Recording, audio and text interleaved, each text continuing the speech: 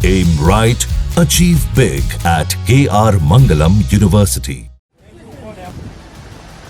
बाजार की आपको टॉप एंगल से तस्वीरें दिखा रहा हूँ। ये देखिए, ये जो मुख्य पुल है यहाँ पे, ये धराली का पुल है।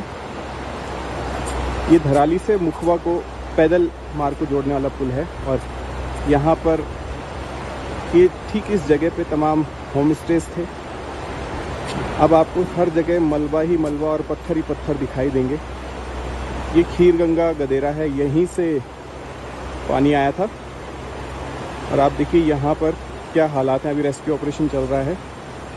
और एक घर आप देखेंगे यहाँ पर, ये भी एक गेस्ट हाउस था। ये भी पूरी तरीके से यहाँ मलबे में दबा हुआ है। लगातार SDRF, NDRF, आर्मी, ITBP सभी टीमें यहाँ पर लगी हुई हैं। रेस्क्यू ऑपरेशन लगातार चल रहा है। आगे जो है बोपांग को जाने वाले रास्ता, उसको सुदृढ़ किया जा रहा है। इस पुल पे आप देख सकते हैं कि यहाँ से मुखवा गांव की एंट्री हुआ करती थी और काफ़ी गहराई यहाँ पर हुआ करती थी पुल के नीचे की तरफ को। ये देखिए, एक झूला पुल है जो पहाड़ पे आमतौर पर कई छोटे छोटे गाँवों को रास्ते में जोड़ने को बनाया गया होता है। और देखिए किस तरीके से यहाँ ये पूरी गाद यहाँ पर है भरी हुई। और इस पुल के जस्ट बगल में कुछ गेस्ट हाउस हुआ करते थे। वो सभी गेस्ट हाउस जो है यहाँ से वॉश आउट हो चुके हैं। आप देखिए कि किस तरीके के हालात यहाँ पर हैं। ये आगे की तरफ आप जहाँ भी जाएंगे, जिस तरफ भी देखेंगे, और ये मलबा आप देखिए कि ये जो है यहाँ पर पहाड़ से आया हुआ मलबा यहाँ पर है। ये पूरा गेस्ट हाउस इस तरफ जहाँ भी आपको ये NDRF की टीमें दिख रही हैं, यहाँ पर तमाम गेस्ट हाउस हुआ करते थे। और एक बड़ी सी पार्किंग थी यहाँ पर, इस पुल के जस्ट निकलते हुए पूरी की पूरी पार्किंग जो है वो ध्वस्त हो चुकी है यहाँ पे। तरफ भी आप देखेंगे, और जिस जगह मैं इस समय खड़ा हूँ यहाँ पर आप जो देख रहे हैं, ये यहाँ होटल हुआ करते थे, तमाम बिल्डिंग्स हुआ करती थी, कुछ घर हुआ करते थे। ये जो रोड है आप सामने देखेंगे, यहाँ से जो ये गाड़ी खड़ी, यहाँ पे एक रोड हुआ करती थी। रोड से जो है लगे हुए तमाम होम स्टे थे। ये धराली मेन मार्केट हुआ करता था। यहाँ ये आसपास आप जहाँ भी देख रहे हैं, अभी जितनी सारी टीमें यहाँ पर लगी हुई हैं, ये देखिए आर्मी की टीम यहाँ पर है। यहाँ एक वैकल्पिक एक पुल बनाया गया है क्योंकि दूसरी तरफ से लोगों को यहाँ पर लाया जाए, लोगों को रेस्क्यू किया जाए। और इस तरफ पे आप देखिए, ये जो आगे सामने की तरफ जो मंदिर दिख रहा है, यहाँ से यही खीर गंगा जो है ये गदेरा हुआ करता था। यहाँ पे ही अचानक से पानी का जलस्तर बढ़ा और ये पूरा का पूरा इधर आप देखिए, यहाँ इस जगह पे फोर्स मारा है। और यहाँ फोर्स मारते हुए सारे जितने भी घर थे, ये यहाँ से सारे घरों को जो है यहाँ से बहाते हुए अपने साथ ले गया है। युद्ध स्तर पर सेना, NDRF और SDRF की टीमें राहत और बचाव के काम में जुटी हैं। दिन रात बिना रुके, बिना थके रेस्क्यू ऑपरेशन कर रही हैं।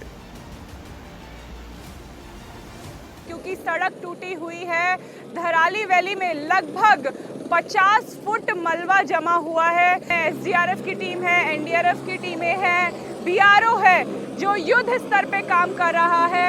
ये देखिए, कुछ बुजुर्गों को हर्षिल से निकाल के वापस लाया जा रहा है। धराली से भी आज कुछ लोगों को, आप इनके चेहरे पे खुशी देखिए, ये बचने की खुशी है, ये अपने घर वापस जाने की खुशी है, अपने परिवार से मिलने के लिए ये लोग कितना लंबा इंतजार कर रहे होंगे। और इनके लिए ये सेना के अधिकारी, ये सेना के जवान, ये NDRF के जवान, SDRF के जवान देवदूत से कम नहीं है। रेस्क्यू ऑपरेशन के लिए सेना का सबसे बड़ा जहाज चिनूक को लगाया गया है। चिनूक और MI-17 V5 हेलीकॉप्टरों के जरिए धराली और हर्षिल में फंसे लोगों को निकाला जा रहा है। चिनूक के जरिए भारी मात्रा में राहत सामग्री भेजी जा रही है। गंगोत्री के पास हर्षिल और धराली में जो टूरिस्ट और स्थानीय लोग फंसे हैं, उन्हें हेलीकॉप्टर के जरिए पहले उत्तरकाशी लाया जा रहा है, फिर वहां से मेडिकल चेकअप के बाद आगे भेजा जा रहा है। अब तक 400 लोगों को हेलीकॉप्टर के जरिए उत्तरकाशी लाया जा चुका है। बताया जा रहा है कि 300 से 400 लोग वहां फंसे हैं, जिन्हें आज शाम तक वहां से एयरलिफ्ट कर लिया जाएगा। लोग रेस्क्यू करके लाए गए हैं, उनसे बात करते हैं। क्या नाम है आपका? मेरा नाम कोमल भगत है। कोमल जी कहाँ के रहने वाले हैं? हम मुंबई के रहने वाले हैं। कब आए थे आप धराली और गंगोत्री की तरफ और किस तरीके से आप लोग फंस गए वहाँ? 3 दिन पहले हम लोग गंगोत्री में थे और 2 दिन वहाँ पे निकाले और फिर एक दिन हम लोग ने हर्षिल वैली आए बाई वॉक बिकॉज वो पूरा मिट्टी से भरा हुआ था। जो रोड था वो पूरा ब्लॉक हो गया था, पूरा गांव मिट्टी के अंदर था, तो उसको वो क्रॉस करने में थोड़ी हम लोग को दिक्कत आई। बस बाकी सब परफेक्ट था। गंगोत्री में हमें बहुत हेल्प मिली पुलिस के थ्रू एंड आर्मी के थ्रू। बहुत सब फंसे हुए थे, सबको हेल्प किए जा रहे थे, सबको टाइम टू टाइम मेडिसिन खाना सब कुछ प्रोवाइड कर रहे थे। आप भी गंगोत्री में ही फंसे हैं? एक ही साथ है। तो अभी हर्षिल में कैसे कंडीशन? हर्षिल में मतलब हम मंगलवार को जब हम निकले थे गंगोत्री से तभी हादसा हुआ। आधे घंटे से हम बच गए, तो आगे जब हुआ हम देखने के लिए गए थे अपने ड्राइवर लोग हम, तो पूरा गाँव गया था उधर। तो पूरा हम चल के चले तो कोई आश्चर्य दिखने तो पूरा गाँव चला गया था। बाद में हम आए तो उन्होंने बोला कि आप जाने के लिए 3 दिन रुकने का पड़ेगा उसको। बाद में 3 दिन बाद उसने बोला कि आपको हम यहाँ से रेस्क्यू करेंगे। तो यहाँ से हम हर्षिल में आए, एक दिन पूरा टेक करके। बाद में 2 दिन उनको हमको उधर रखना पड़ा क्योंकि ट्रैक कितना करना पड़ा आपको?